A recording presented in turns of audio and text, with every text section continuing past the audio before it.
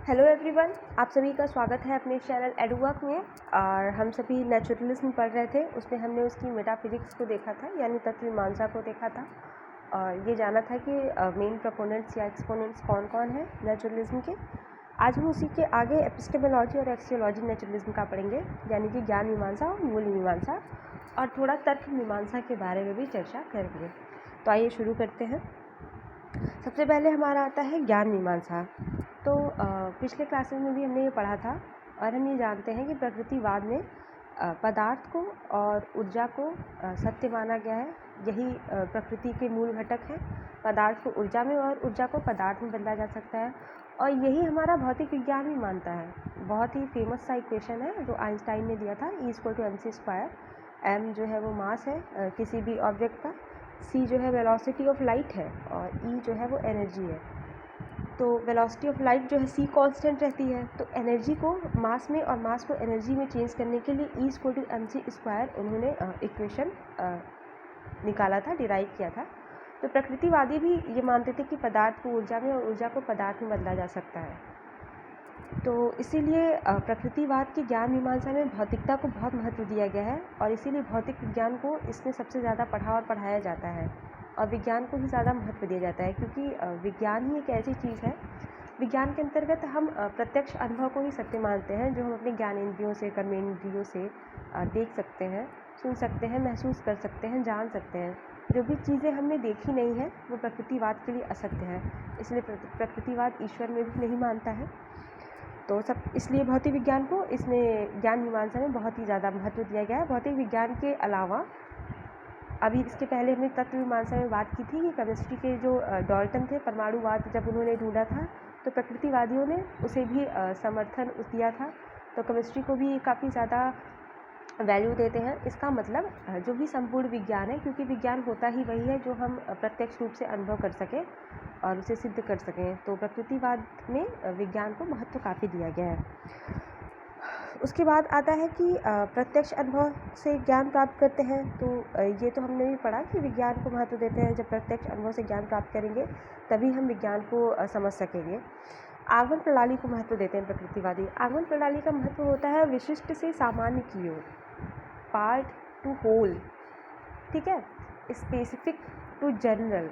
मतलब ये होता है कि जो चीज़ हम देख रहे हैं उसके परे, उसके बाद उसके होल पे जाते हैं कि ये है तो ये क्यों है, क्या है, उसके जनरलाइजेशन में उसके बाद हम पहुंचते हैं।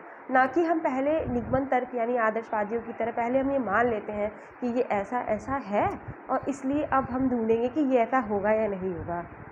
इसके उल्टा होता है हमारा आगमन तर्क, जिसमें हम पहले ये देख लेते हैं, किसी भी चीज़ की विशिष्टता को महसूस कर लेते हैं, उसके बाद उसे जानने समझने की और जनरलाइज या सामान्यीकरण करने की कोशिश करते हैं। तो आगमन तर्क इसी को कहते हैं। और आगमन जो विधि थी वो फ्रांसिस बेकन ने दी है। तो इस बात को ध्यान रखिएगा कि प्रकृतिवाद में आगमन विधि को महत्व दिया गया है। इसके अलावा प्रकृतिवाद में वैज्ञानिक अभिवृत्ति को ही बौद्धिक स्तर यानी बौद्धिक संपदा माना जाता है। कोई भी व्यक्ति या इंडिविजुअल इंटेलिजेंट प्रकृतिवादियों के अनुसार वो तभी होता है जब उसके अंदर साइंटिफिक एप्टीट्यूड होता है। वो तर्क कर सकता है, चीज़ों को प्रत्यक्ष अनुभव द्वारा समझ सकता है, उसे एनालाइज कर सकता है, तो ही वो इंटेलिजेंट माना जाता है। मैथमेटिक्स लगा सकता है तो ही वो इंटेलिजेंट माना सकता है, अदरवाइज़ वो इंटेलिजेंट नहीं माना जाता। आदर्शवादियों के हिसाब से अगर वो विचार जगत में है तो वो इंटेलिजेंट प्रकृतिवादियों के हिसाब से नहीं है कि हमेशा भगवान की पूजा कर रहा है और वही जो भी स्पिरिचुअल थिंग्स हैं या फिर सुपर नेचुरल थिंग्स हैं जो भी कर रहा है। तो अगर ऐसी बुद्धि है तो वो आदर्शवादियों के हिसाब से तो बुद्धिमान होंगे, पर प्रकृतिवादी उन्हें बुद्धिमान नहीं मानेंगे।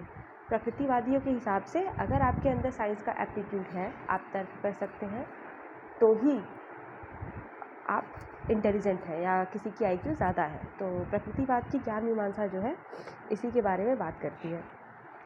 तो कंक्लूसिवली अगर हम देखें तो प्रकृतिवाद की ज्ञान मीमांसा ज्ञानेंद्रियों और कर्मेंद्रियों को प्रधान मानती है, और प्रत्यक्ष अनुभव से ज्ञान प्राप्त करने को प्रधान मानती है, और भौतिक पदार्थ और द्रव्यों से संबंधित ज्ञान को ही सत्य मानती है।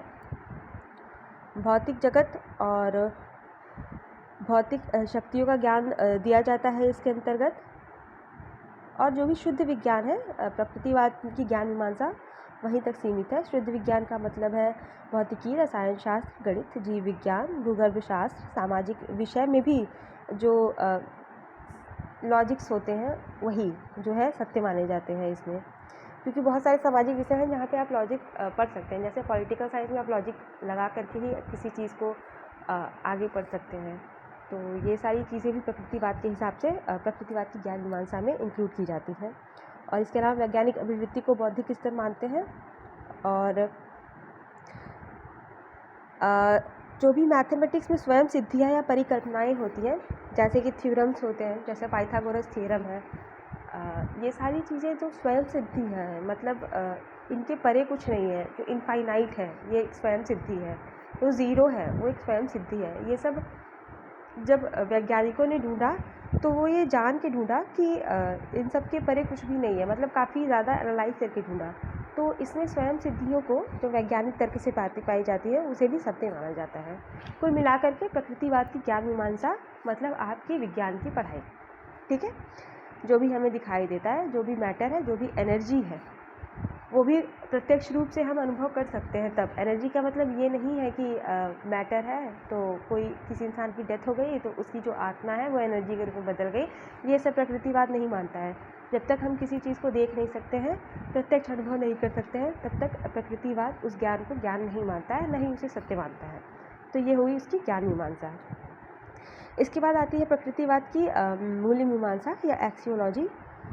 तो प्रकृतिवादी नैतिक मूल्य जो है कि ये मानते थे कि जो भी प्रकृति की चीज़ें हैं, जैसे हमारे पेड़ पौधे हुए या समुद्र हुआ या पानी हुआ, जो भी चीज़ें हैं उन सब की रक्षा करनी चाहिए। यानी जो इन्वायरमेंटल फैक्टर्स हैं हमारे अगल बगल, जो भी चीज़ें हम प्रत्यक्ष अनुभव से देख सकते हैं, हमारी मिट्टी है, इन सब चीज़ों की हमें रक्षा करनी चाहिए। इन सब के प्रति हमें नैतिक मूल्य जो है वो डेवलप करना चाहिए, क्योंकि जब हम इन सब के प्रति नैतिक मूल्य डेवलप करेंगे तभी प्रकृति जो है वो हमारा अमंगल नहीं करेगी, यानी अननेसेसरी भूकंप, बाढ़, ये सब नहीं आएंगे। तो इस मोरल वैल्यू को कल्टीवेट करने की बात प्रकृतिवाद करती है, ठीक है। इसके बाद है हमारा सौंदर्य अनुभूति। तो सौंदर्य अनुभूति भी प्रकृति में जो भी चीज़ें हैं अगर हम उसे बचा के रखते हैं तो उनको उनकी सौंदर्य अनुभूति हम कर सकते हैं। जैसे पेड़ पौधों की सुंदरता, पर्यावरण की सुंदरता, झरनों की सुंदरता, पक्षियों की सुंदरता, इन सब के प्रति हमारा जो एक मोरल वैल्यू है, एक एथिक्स है, उसे हमें बना के रखना चाहिए, उन्हें नुकसान नहीं पहुंचाना चाहिए, तभी हम सौंदर्यानुभूति भी प्रकृति की कर सकेंगे। तो ये प्रकृतिवादियों का मानना है कि इस तरीके से हमें एस्थेटिक वैल्यूज़ को कल्टीवेट करना चाहिए।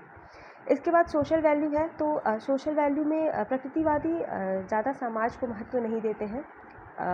जो फेमस प्रकृतिवादी हैं, जो जिन्होंने प्रकृतिवाद की खोज की है, रूसो ने, उन्होंने ये कहा भी है कि जो बालक है वो जन्म से तो प्योर होता है, लेकिन जब उसमें यानी उसमें कोई बुराई नहीं होती, लेकिन जैसे ही उसको समाज में डाला जाता है, वो बड़ा होता है तो लोगों की बुराइयाँ उसके अंदर आने लगती हैं। तो कुल मिलाकर के प्रकृतिवादियों के हिसाब से जो समाज है वही सारी बुराइयों का जड़ है।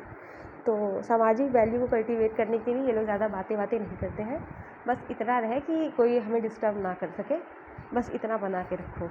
उसके अलावा ये सामाजिक वैल्यूज़ को महत्व नहीं देते हैं प्रकृतिवादी। उसके बाद धार्मिक मूल्य। तो भगवान में तो ये मानते नहीं हैं, हाँ, लेकिन ये इतना ज़रूर मानते हैं कि चूँकि ब्रह्मांड है तो इसका बोध होना ही हमारे अंदर वो धर्म है, क्योंकि ये हमें दिख रहा है। तो हमारा यही धर्म है कि हम जो सत्य दिख रहा है उसे असत्य न माने और उसकी रक्षा करें और किसी भी चीज़ को नुकसान ना पहुँचाएं। अच्छे और बुरे का बोध होना कि किस चीज़ को नुकसान नहीं पहुंचाना है और किस चीज़ का हम इस्तेमाल अपने फ़ायदे के लिए कर सकते हैं। प्रकृतिवादियों के हिसाब से धार्मिक मूल्य बस वही है, ठीक है। दिन भर राम राम जपना या ये सब धार्मिक मूल्य प्रकृतिवादी इन सब चीज़ों की बात नहीं करते हैं। अननेसेसरी समाज के प्रति बड़ा अच्छा होना, ये बात भी प्रकृतिवादी नहीं करते हैं। उनके हिसाब से धार्मिक मूल्य यही है कि आप अपने आसपास के पर्यावरण को सुरक्षित रखिए और उन्हें नुकसान ना पहुंचाइए। कुल मिलाकर के इनकी एक्सियोलॉजी यही है। इसके बाद प्रकृतिवादी लॉजिक की बात करते हैं। तो प्रकृतिवाद में तो इम्पॉर्टेंट ही लॉजिक है, क्योंकि सारा विज्ञान जो है वो लॉजिक पर ही बेस्ड होता है। तो लॉजिक भी दो तरीके से ये लोग ज़्यादातर तो आगमन तर्क का इस्तेमाल करते हैं, लेकिन निगमन तर्क का भी कहीं ना कहीं इस्तेमाल करते हैं। वो इसलिए क्योंकि जो चीज़ें दिखाई देती हैं, जैसे कि यूनिवर्स प्रेजेंट है अर्थ प्रेजेंट है, तो ये जनरलाइज चीज़ें हैं। तो हम ये देख रहे हैं, उसके बाद ही हम चल रहे हैं कि छोटी छोटी चीज़ें और है अर्थ में या नहीं है। समुद्र है तो समुद्र में भी जीवन है या नहीं है, जैसे हम में है। तो ये सब निगमन तर्क की वजह से ही आता है। ठीक है, कुल मिलाकर के निगमन तर्क को ये लोग महत्व देते हैं, बट सिर्फ हाइपोथेसिस बनाने के लिए देते हैं। ज़्यादा महत्व आगमन तर्क को देते हैं, क्योंकि आगमन तर्क की ही हमें विशिष्ट से सामान्य की हो, यानी कि जो चीज़ें हमें दिखाई देती हैं सामने से, पहले उसको प्रूव करते हैं, उसके बाद हम चलते हैं कि अच्छा ये है तो ये भी हो सकता है क्या, उससे बड़े में चलते हैं, उससे बड़े में चलते हैं। सबसे पहले हम ये मान नहीं लेते हैं कि कोई बहुत बड़ा कुछ है, कोई भगवान है तब हम मनुष्य हैं। नहीं, मनुष्य है तो हो सकता है कि भगवान भी हो। प्रकृतिवादी इस पे ज़्यादा चलते हैं, पर कहीं कहीं हाइपोथेसिस बनाने के लिए निगमन तर्क का इस्तेमाल करते हैं वो। जब कोई भी क्लू अगल बगल नहीं मिलता है और प्रकृतिवादी को कुछ साइंटिफिक खोज करनी रहती है, सिर्फ तभी वो निगमन तर्क की खोज करते हैं। ठीक है, तो ये हो गया लॉजिक। आज इतना ही, उसके बाद हम कल एडुकेशन बेस्ड ऑन नेचुरलिज्म पढ़ेंगे। धन्यवाद।